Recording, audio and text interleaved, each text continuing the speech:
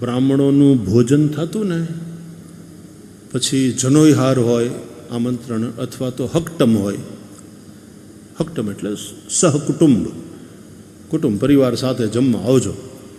અથવા તો જનોઈહાર હોય તો જેટલા જનોઈ હોય એ બધાએ જમવા જવાનું. પછી હરાદને હોય ને ત્યારે ભોજન માટે નોતરે, બ્રહ્મ ભોજન. પછી મને યાદ છે એ વખતે જઈએ ને એટલે ઠામડા આપણે ઘેરથી લઈ જવાના. તમને એવું યાદ છે? તમારી પેઢીની યાદ નથી. અમે તો થાળી વાસણ બધું ઘરેથી લઈને જતા, પાત્ર લઈને જવાનું, અને પછી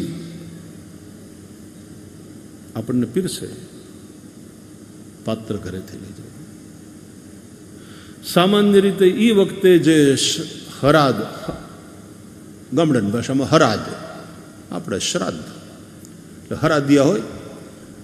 પછી મેનુ કોમન જ હોય સામાન્ય રીતે, દૂધ પાક પૂરી ભીંડાનું શાક, આ જ હોય કોમન.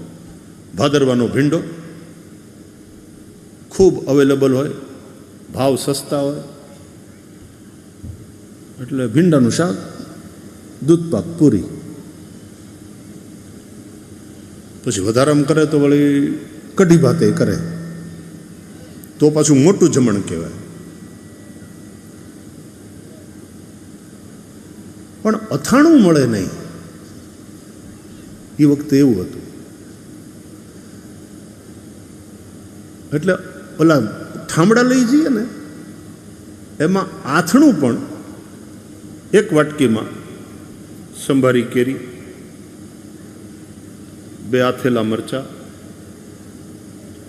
ગરમર કે ગુંદા જે ભાવતા હોય આપણને અથાણા, એના ઉપર બીજો વાટલો મોટો વાટક્યો ઢાંકી, અને એ બધું થાળીમાં હોય, ગ્લાસ ઊંધો રાખ્યો હોય, આમ કરીને.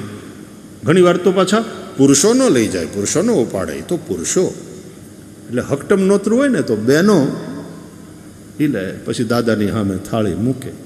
પણ ઠામડા ઘેરથી લઈ આવવાનું. આથણું તમારે ખાવું હોય અથાણું તો એ ઘરેથી લઈ આવવાનું. એવી રીતના બ્રહ્મભોજન થતા.